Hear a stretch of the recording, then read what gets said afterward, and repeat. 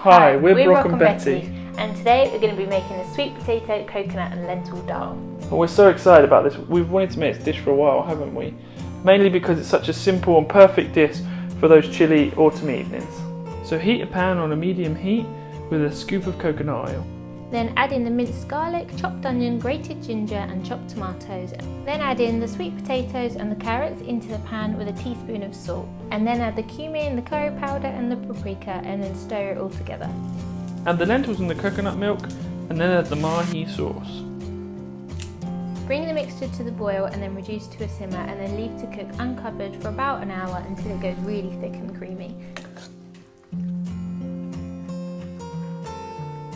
So it's great for batch cooking, it's easy to freeze and it's full of simple, low-cost ingredients, most of them you've probably already got in your cupboard, and the most important thing is it's super yummy.